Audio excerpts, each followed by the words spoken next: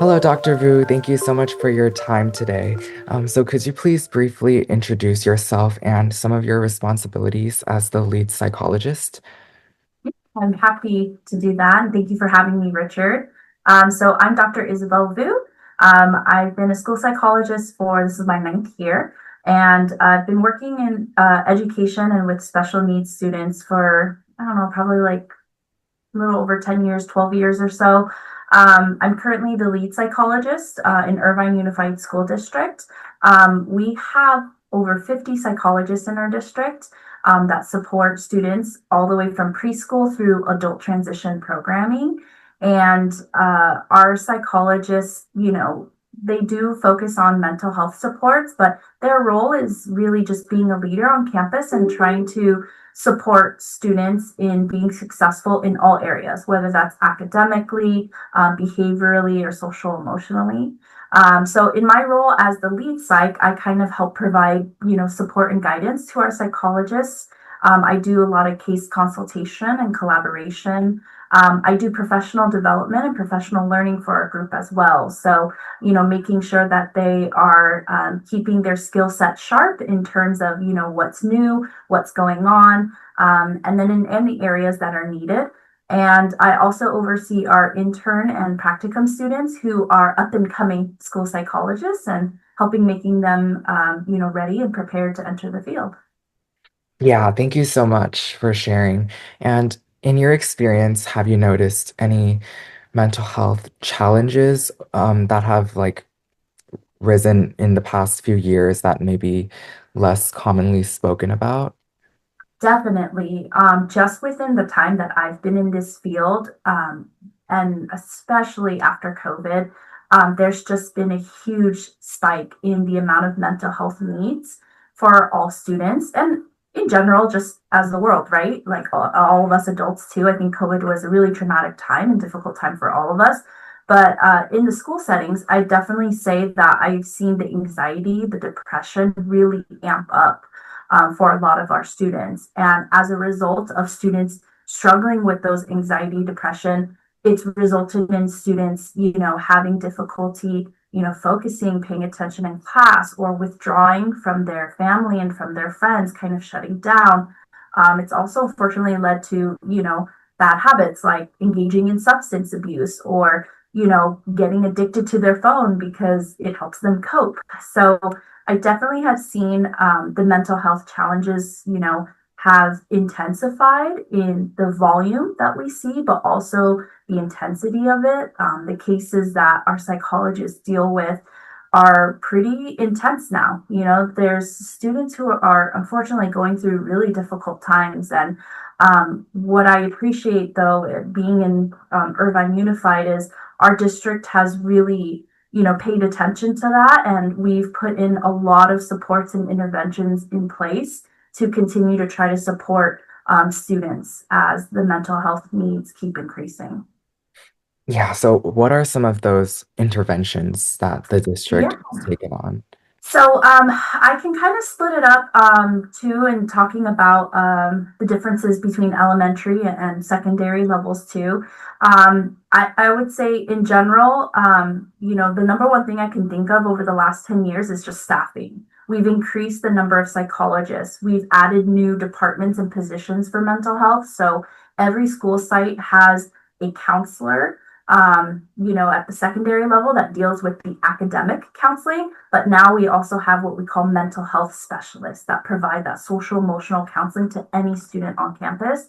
And additionally, you have psychologists as well that can provide counseling to a certain amount of students. And then we have educationally related mental health specialists who provide like a very intensive tier of support. So we have all of this staff that have been added to support the needs of students on campus.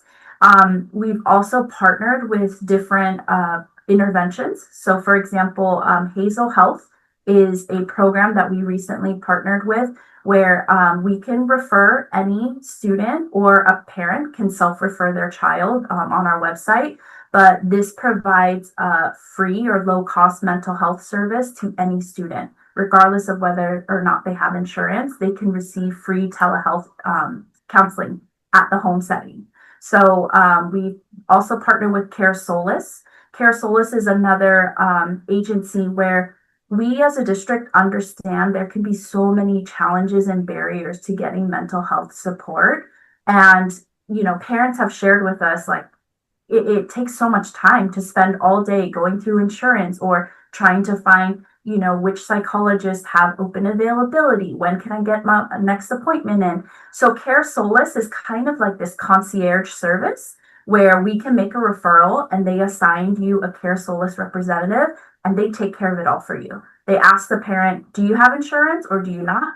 If so, we'll work with your insurance or we'll find low cost or free insurance counseling for your child, and they contact the doctors and psychologists. They set up the appointments. So it kind of takes away again that difficulty or that burden of having to coordinate and find that support and mental health care. And then we were very fortunate too as a school district. We received a very generous donation from one of our families who their children have gone through Irvine Unified. And with a generous donation, we were able to open wellness spaces at our secondary sites. So in our middle schools and high schools, there's designated wellness spaces where students can have a calming place if they need to take a break, and they can access mental health counseling support if needed to. And then at the elementary level, we have elementary resource counselors. And besides pulling students, for group counseling or individual counseling, they'll also push into the classrooms to do lessons on things like managing your emotions or solving problems with friends and peers on the playground. So I would say in general, there's a lot of really great supports that have been put in place. And in addition, we have our Irvine Family Center that does counseling too and can refer families out if they are looking to access some community resources. Yeah, thank you so much for sharing.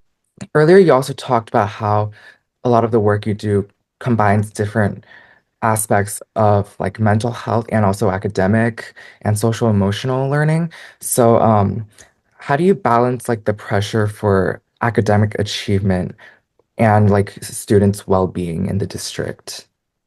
That's a really good question because Irvine is a really high performing district where there are really high expectations for students. And I know our students have expressed, that their anxiety or depression stems from that pressure that they receive, right? To have to be a top performer to get into these top colleges, as they're getting into like later high school and things like that. And then behaviorally too, I think there's this expectation or pressure they feel the need to like fit in and they can't kind of fall outside the box.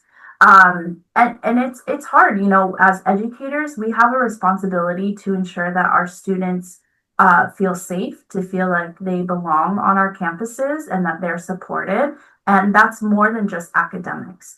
So, while it is important that, they are doing well academically, we also emphasize that, that they're doing well social emotionally. Like, do they feel connected to staff and adults on campus? Do they feel connected to friends and peers? A lot of times when we have a student struggling academically, we try to get to the root cause. Is it because of perhaps a cognitive or learning issue? Or is it, some other social emotional situational factors, maybe at home going on that could be causing the difficulty with academics? So we approach it from kind of like we approach all the different areas, consider all the factors.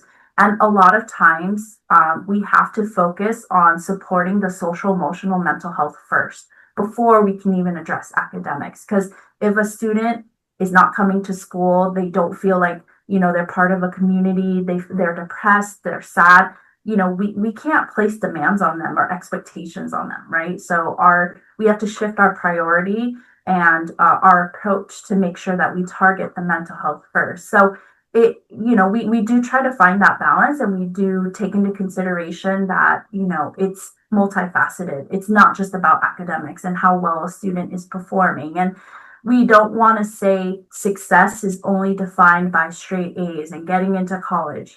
Success looks different for every student. And in our district, success is also, like I said, do how do they feel supported on campus? How do they feel like they're part of a community?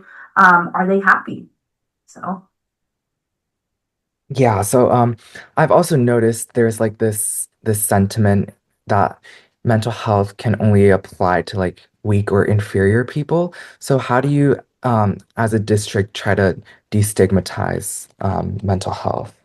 that's a really great question because we are in a district that's very culturally diverse. And it is something that I've experienced with some cultures more than others, that there is a stigma to being labeled as neurodivergent or something's wrong with you, or, you have a disability, and we try to build a lot of awareness with our families, whether that's at the school when we're having like parent teacher conferences or engaging in intervention meetings with them, or we have, our like back to school nights or PTA events where we really encourage parents to come to those events and hear about, what are the supports that we provide, what their child may be dealing with.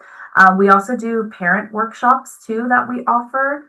And we try to do as much awareness building as possible, to help them understand that this everybody deals with a mental health challenge, at one point in their life or another, and some people need more supports than others. And I've had it personally for myself too, where I had to get over my own stigma of having to go to therapy, do medication, and the things that I need, the tools that I need to be my best self, and I recognize that can be really hard culturally too, when a lot of cultures, again, don't fully understand and accept mental health challenges.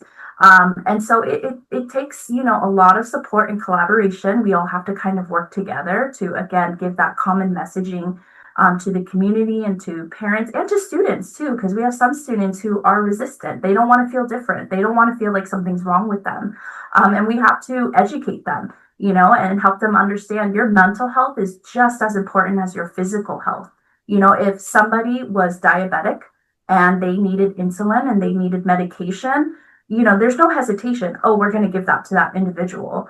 But for some reason, when it comes to mental health, people look at it differently, and they don't automatically think, oh, go to therapy, or maybe trial medication or try, your diet and exercise and improving that.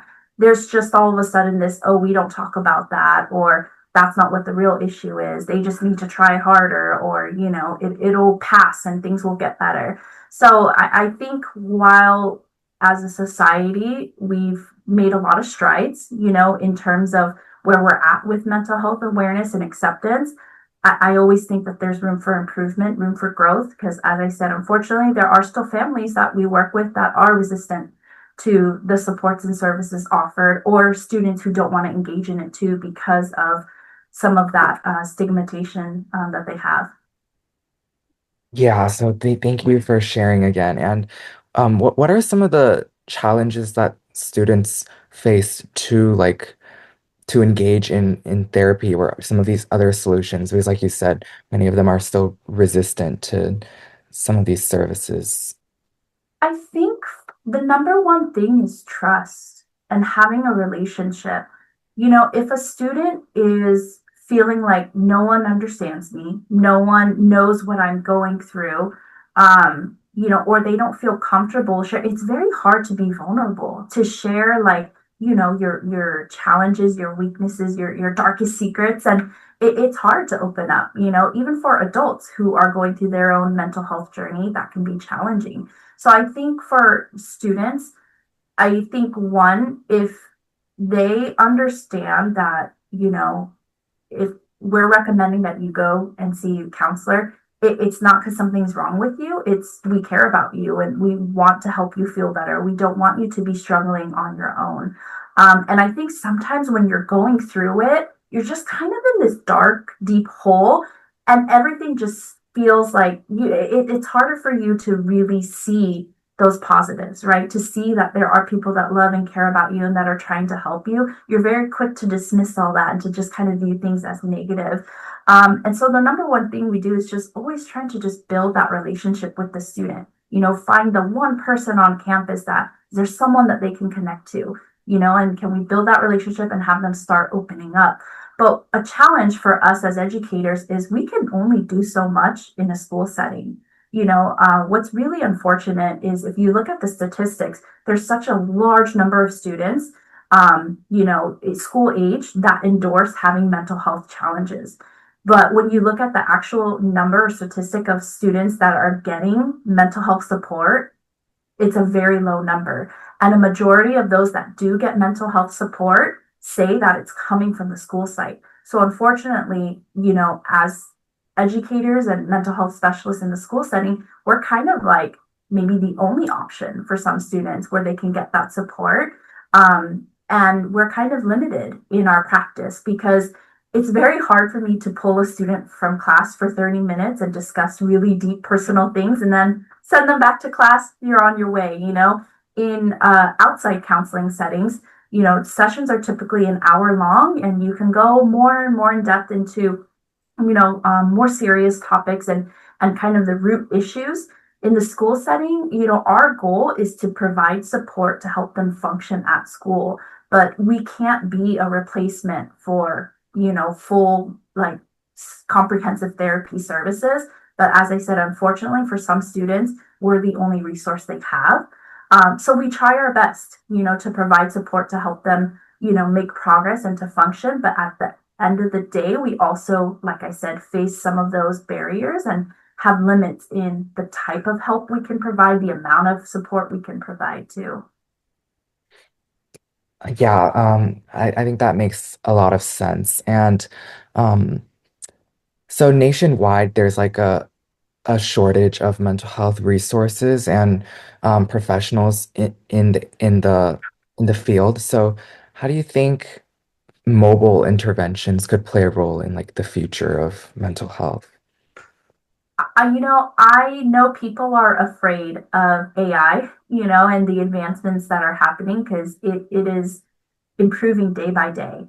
And it's a little bit scary because I think some people think, oh, it's going to put us out of jobs, or that human factor is missing. And that's true, it could be. But I think, as you said, when we're in a nation where there's a mental health crisis, and a lack of accessibility to mental health. Like I myself experienced that when I was seeking care, and I was beyond frustrated, that every place I called wouldn't call me back or said, well, we don't have any availability for 5 months, or, we'll put you on a wait list, or some I just never heard back from. And I was somebody who had access, who had the means, I had the financial means to get, support and care, but here I was struggling. And it makes me think about those who can't navigate the system, who don't have the same level of access as I do. And during that time that I was trying to find support, I did turn to, using a mobile app, to help support with, journaling and kind of just, having a chat bot to kind of talk to because I needed something. So I do think, it could be a great alternative. And, I can't say that it could be a full replacement because again, I think there's definitely this human factor involved in having that therapeutic support, having someone trained to provide that. And not every mobile app is, at the point where it could fully take place, of a human that can provide that type of mental health support. But I do think it's a great resource and a great strategy. And especially like if you have those who are resistant to talking to somebody or getting the help, it's a good starting place at least, that, okay, at least the person can, have a venue, have an outlet. A lot of people do journaling, right? That's normal. So that's something that with an AI, that kind of chat feature going back and forth, it's that I see how that could be helpful for some. So I do think, with all the advances that are being made lately, there is a great potential that that can become an amazing resource, for those that are having difficulty accessing mental health support or don't feel comfortable quite yet. Right. So you mentioned how journaling and chatbot were some of the features that you thought really helped, but what do you think are some missing features that would make these apps an even more appealing option to some who don't have the resources?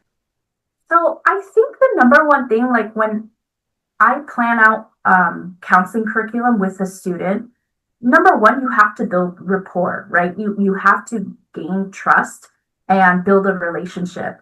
And I think, that's a little bit easier, human to human versus human to AI. Um, and so there's that piece. And I also think about with my students I work with, the first thing I typically target is just self awareness.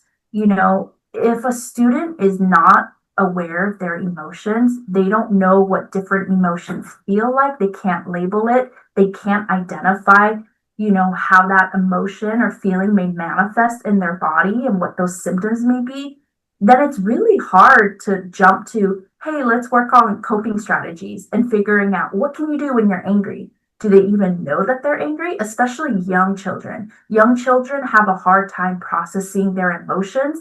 So a lot of times when they're upset, whether they're anxious, sad, or mad, it comes across as tantruming, crying, irritability, aggression. When students are older, it's a little bit easier for them to process and verbalize how they're feeling. But when working with younger students, again, they have a hard time connecting the dots and understanding, I'm upset, but I don't know why I'm upset. So I think for me, if I would make a suggestion, is starting with maybe some basic curriculum or features where, those using the app could start by trying to better understand what is the emotion I'm feeling? What am I, how do I know I'm feeling this way? Where do I feel it in my body?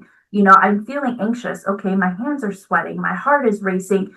I think it's really important that they make that mind body connection. And so I've seen different apps, where again they have the chatbot feature, the journaling. They ask you, "How's your mood today? How are you feeling?"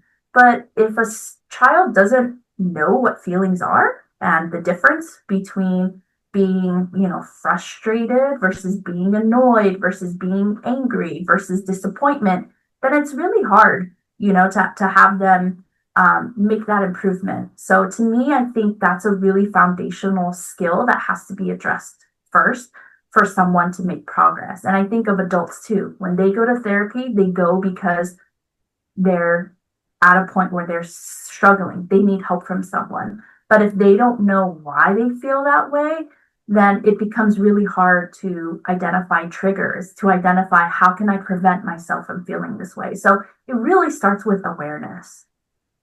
Yeah, well, thank you so much for sharing and for your time today. And I think that will be the end of our interview. All right. Thank you, Richard.